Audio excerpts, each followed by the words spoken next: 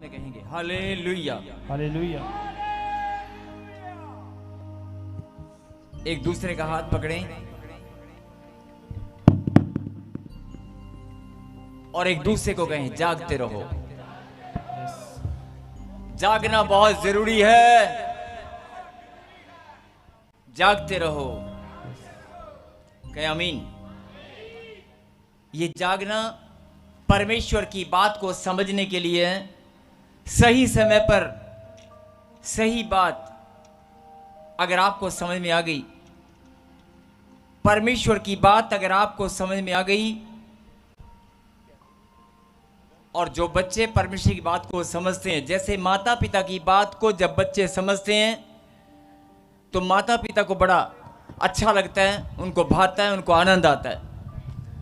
ऐसे ही परमेश्वर को भी बड़ा अच्छा लगता है अगर उसके बच्चे उसकी बात को सुनते हैं, समझते हैं। हालेलुया। हालेलुया।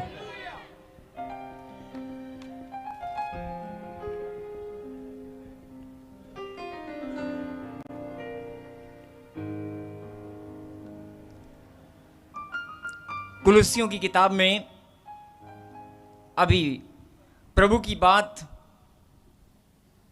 बात ताकि आपको बहुत अच्छे से समझ में आए, एक वचन के द्वारा मैं आपको बताना चाहता हूं। कुलुस्सियों की किताब, कुलुस्सियों निकालें, कुलुस्सियों की किताब 3 अध्याय और 23 आयत, 3 अध्याय और 23वीं आयत को हम पढ़ेंगे। Chapter 3 and 23 verse. एक दूसरे को हाथ लगाकर फिर से कहें जागते रहो, क्योंकि शैतान आपको भारी नींद में डाल सकता है, आपका ध्यान इधर उधर भटका सकता है। फिर से कहें जागते रहो। लेकिन बहुत सारे लोग बोलते नहीं है, आवाज ही नहीं आ रही। फिर से कहें जागते रहो। एक दूसरे को हाथ लगा के बोलो जगाते रहो, अंत समय नजदीक है। सब लोग जाग जाएं, खुदा के वचन को आज समझने पाए। कहें आमीन। आमीन। कुलुस्सियों की किताब और 3 अध्याय और उसकी 23 वर्ष को हम पढ़ेंगे। पढ़ें। जो कुछ तुम करते हो, जो कुछ तुम करते हो तन मन से करो, तन मन से करो, यह यह समझकर कि मनुष्य के लिए नहीं परंतु प्रभु के लिए करते हो। बोलो हालेलुया। यह समझकर किसी इंसान के लिए नहीं, जो भी हम करते हैं वो परमेश्वर के लिए करते हैं। किसके लिए? अगर आप ताली बजा रहे हैं, किसी इंसान के लिए नहीं बज रही है, किसके लिए बज रही है? अगर आप हालेलुया के नारे लगा रहे हैं तो परमेश्वर के लिए। अगर आप शरीर, देह, प्राण, आत्मा, आपके तीनों एक साथ यहां पर बैठे हैं कि नहीं? हाँ जी, बैठे हैं कि नहीं? मैं आपसे पूछ रहा हूं, आपका शरीर यहां पर है, आपके प्राण यहां पर हैं, आपका मन यहां पर है, आपकी देह, आपका प्राण, आपकी आत्मा यहां पर है कि नहीं? लेकिन लग नहीं रहा है। आपकी देह यहां पर है लेकिन मन कहीं और है। आपके प्राण यहां पर है लेकिन आत्मा लगता है कहीं घूमने गई है। नहीं, आपकी आत्मा यहां पर है कि नहीं?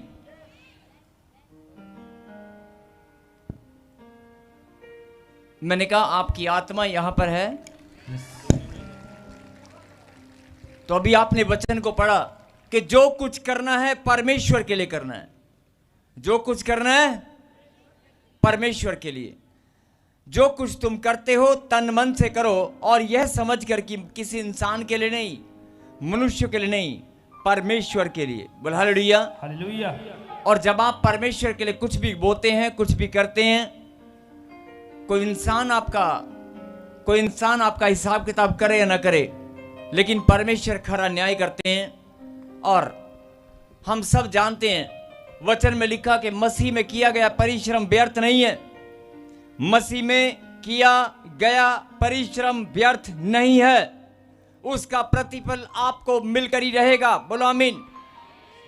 और अगर एक पसीने की बूंद भी आप यहां पर बहाएंगे, एक कुर्सी या दरी या पानी का गिलास या लंगर की सेवा, अगर आप किसी को रास्ता भी बताएंगे, अगर किसी को आप हौसला भी देंगे, किसी की दुख की बात को आप सुनकर उसके बोझ को आप हल्का करेंगे, अगर कोई बहन रो रही है, अगर आप उससे पूछ लेते हैं कि तू रोती क्यों है, अगर आप पूछते हैं कि तू रो क्यों रही है, यह भी एक सेवा है, यह भी कुछ बोना है। मैंने कहा कि मसीह में किया गया परिश्रम व्यर्थ नहीं है। बोलो आमीन। आमीन। और अगर व्यर्थ नहीं है तो उसका प्रतिफल आपको मिलकर रहेगा। बोलो आमीन। आमीन। और आप अगर जानते हैं कि मसीह में किया गया परिश्रम व्यर्थ नहीं है और उसका प्रतिफल मेरा खुदा खरा न्याय करने वाला परमेश्वर है, इंसान देना भूल सकते हैं। अगर आप मां से रोटी मांग रहे हैं, मां रोटी देना भूल सकती है। अगर अपने पापा से आप बोल रहे हैं कि मुझे यह चीज अभी के अभी चाहिए, वो हो सकता है मना कर दे। अपने भाई से, अपने दोस्त से अगर आप अपना ही सामान देकर आप वापस मांगे तो हो सकता है वो मुकर जाए, हो सकता है वो मना कर दे कि मैं नहीं दूंगा। और किसी भी इंसान की कभी भी नीयत खराब हो सकती है, लेकिन परमेश्वर ने कहा कि मैं खरा न्याय करने वाला परमेश्वर हूं और मसीह में किया गया परिश्रम व्यर्थ नहीं है। इसलिए क्या लिखा, जो कुछ तुम करते हो, जो तुम कुछ करते हो, जो भी कुछ, वो किसके लिए करना है? तन मन से करो। अगर तन यहां है तो मन भी होना चाहिए। आपका मन होता है लेकिन तन नहीं होता। कई लोग कहेंगे कि तन और मन एक साथ ही होते हैं, अलग अलग कैसे हो सकते हैं?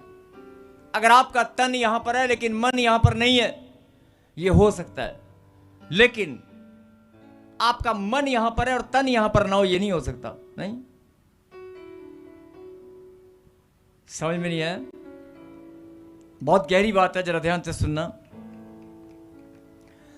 अगर आपका तन यहां पर है तो मन कहीं और हो सकता है, लेकिन अगर आपका मन यहां पर है तो तन कहीं और कैसे हो सकता है? बोलो।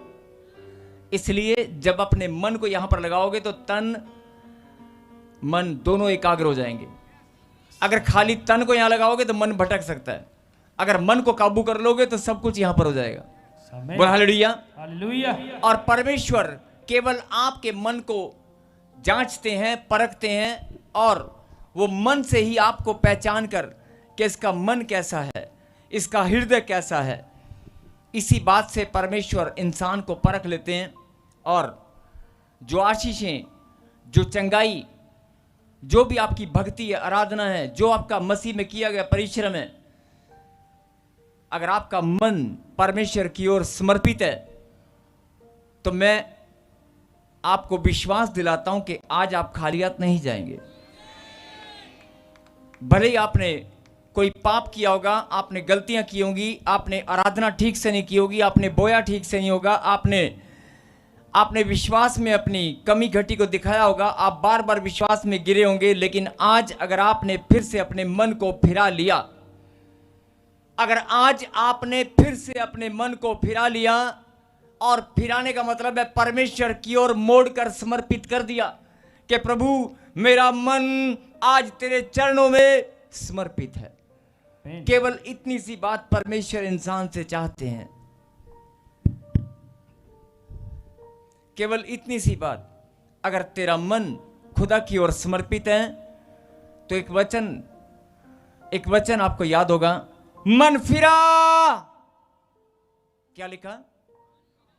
सब ऊंची बात से बोलेंगे, मन फिरा, स्वर्ग का राज्य निकट है। आमीन। मतलब जो लोग स्वर्ग राज की भूख और प्यासे हैं, परमेश्वर ने कहा तेरा घर, तेरा जीवन स्वर्ग जैसा बना दूंगा।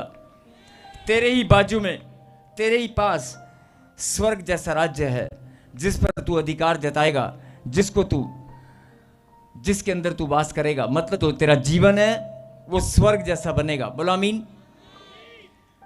इसलिए क्या लिखा, जो कुछ तुम करते हो तन मन से करो। मतलब तन और मन दोनों एकाग्र होकर करना चाहिए। अगर भक्ति कर रहे हैं, आराधना कर रहे हैं, ताली बजा रहे हैं, हालेलुया के नारे लगा रहे हैं, अगर अपना प्रेम उसे दिखा रहे हैं,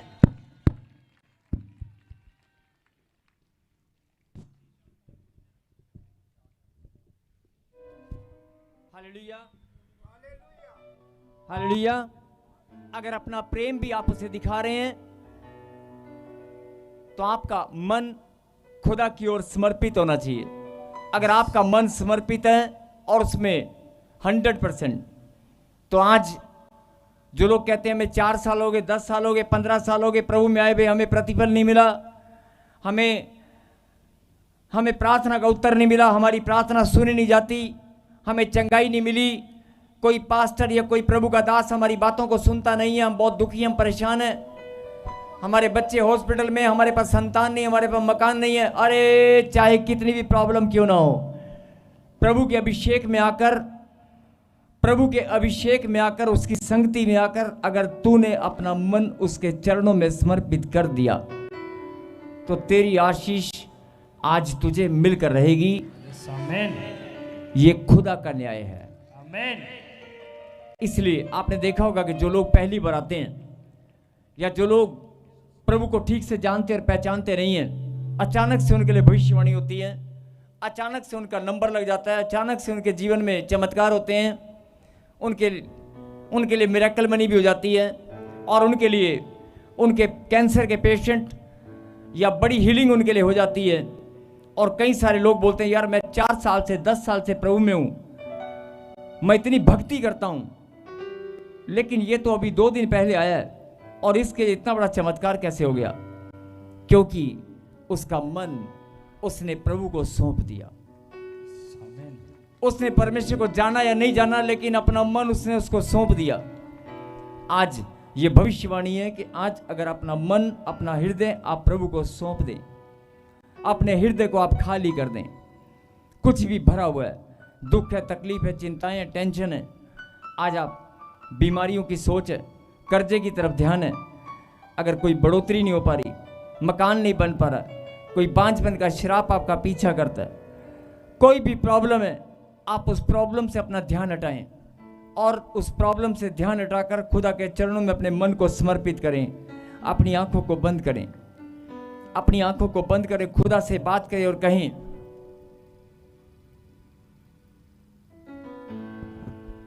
खुदा से बात करें और कहें परमेश्वर। जवान बच्चे जिनका ध्यान इधर उधर भटक रहा है, जवान भाई, जवान बच्चे जो परमेश्वर को ठीक से जानते और पहचानते अभी नहीं है, सभी ब्रांच वाले अपनी आंखों को बंद करें। अरे जो काम आपकी ब्रांच में आज तक नहीं हुआ वो अब होगा। यह अभिषेक है यीशु मसीह का, यह सामर्थ है परमेश्वर की जो आपको आज छू कर रहेगी। यह सामर्थ है परमेश्वर की जो आपको आज छुएगी। यह अभिषेक है यीशु मसीह का जो आपका जीवन बदल कर रख देगा। आमीन। आप अपने मन को समर्पित करें। अगर मन में कुछ भी है उस मन को खाली करें और 2 मिनट केवल अपने मन की बात, अपने दिल की बात, अपनी प्रॉब्लम जो भी आप शेयर करना चाहते हो प्रभु के सामने करें। अपने घर की, परिवार की, बच्चों की बातें, जो भी दुख और तकलीफ है, रोज रोज, हर रोज रोने से अच्छा है, हर रोज चिंता करने से अच्छा है प्रभु के पास जब आते हैं। अभी समय है, प्रभु ने कहा जितनी भी आत्माएं, जितने भी बच्चे यहां मौजूद हैं, अरे जो दिल खोल कर बोलना है बोल दे, लेकिन रोज रोज रोना बंद कर। रोज रोज दिन में 10 बार, 5 बार, 20 बार रोना, गिड़गिड़ाना बंद कर। जो तेरी प्रार्थना है, जो तेरा रोना है, एक बार जो रोना है वो रो ले, लेकिन आज के बाद कभी मत रोना, क्योंकि मैं तेरा जीवन बदलने वाला हूं। आमीन। अपनी मन की बात, अपने दुख भरी बात, अपनी प्रॉब्लम, अपनी समस्या, अपने बच्चों की कहानी, जो भी आप बोलना चाहते हैं, अगर कोई जेल में है, कोई हॉस्पिटल में है, कोई प्रॉब्लम में है, कोई समस्या में, कोई कहीं भी है, कोर्ट में है, किसी का न्याय नहीं हुआ, किसी को किसी ने ठग लिया, किसी के पैसे बर्बाद हो चुके हैं, अरे तेरे जीवन की जो भी कहानी है, अपनी कहानी को, तेरे बच्चों के जीवन को नाश करने के लिए शैतान ने जो योजना बनाई है, जो नुकसान तू उठा चुकी है, उसे याद कर और अपना विश्वास, अपना मन खुदा के सामने रख। आज परमेश्वर के अभिषेक में हम सब इकट्ठा हैं और वो आसमान का खुदा, वो स्वर्ग और पृथ्वी का मालिक आकाश के झरोके खोलकर आपको ब्लेसिंग देगा। आज आसमान के झरोके खुलेंगे और आपकी ब्लेसिंग, आपकी चंगाई, आपकी खुशियां स्वर्ग से उतर कर आएंगी अभी के अभी। आमीन। कल या परसों नहीं, आज अभी इसी वक्त आएंगी। आमीन। और मैं ऐसे नहीं बोल रहा हूं, मुझे पवित्र आत्मा ने कहा कि जब तू मेरी वेदी पर जाएगा, बहुत सारे लोग टूटे हुए, बहुत सारे लोग परेशान हैं, निराशा में हैं।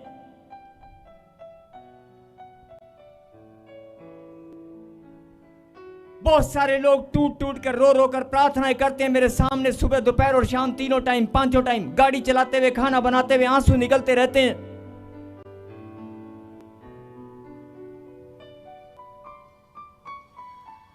मैं जानता हूं उनका रोना, मैं जानता हूं उनका तड़पना, मैं जानता हूं उनका बिलखना, लेकिन जैसे एक मां अपने बच्चों को रोता हुआ नहीं देख सकती, अरे मैं तुझे बताना चाहता हूं, मैं तेरा बाप हूं, मैं तेरा पिता हूं, मेरा भी रिश्ता तेरे साथ है।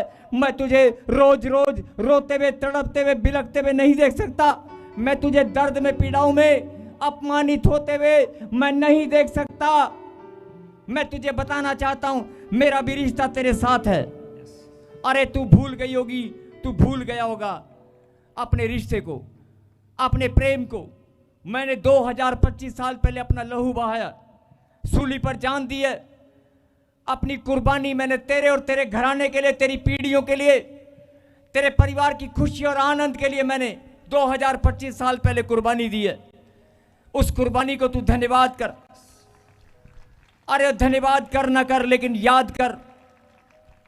अरे याद कर, मैंने तेरे लिए लहू बहाया है, मैंने तेरे लिए कोड़े खाए हैं, सूली पर जान दी है, मौत को पांव तले कुचल दिया है, और जीवन को मैंने जीत कर दिखा दिया है।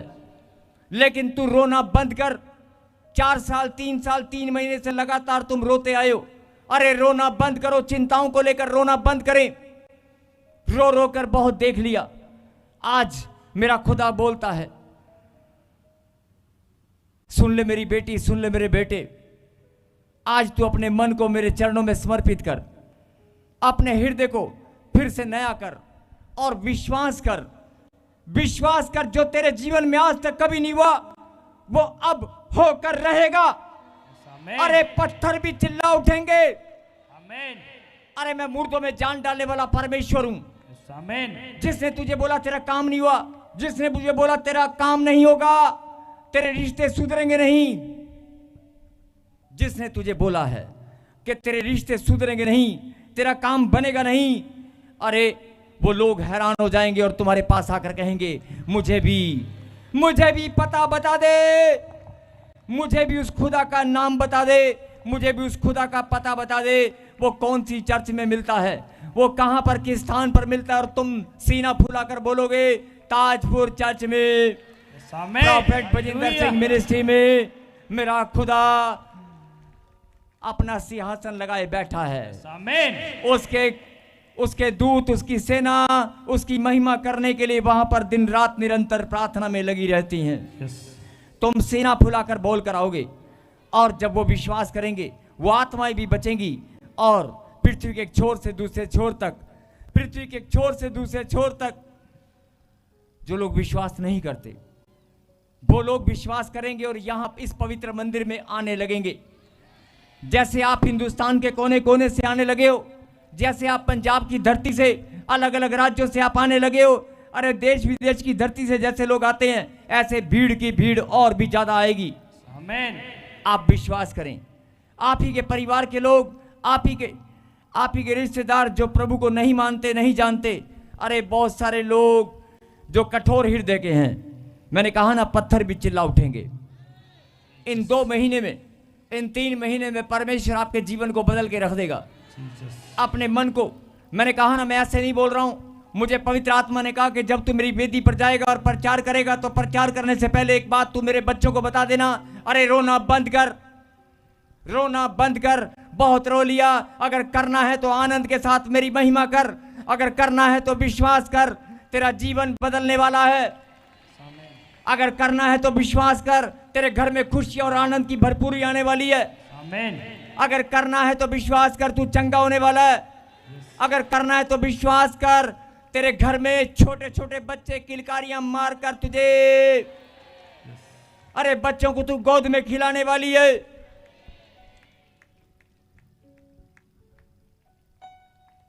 जिनको विश्वास है वो धन्यवाद कर रहे हैं तालियों के साथ।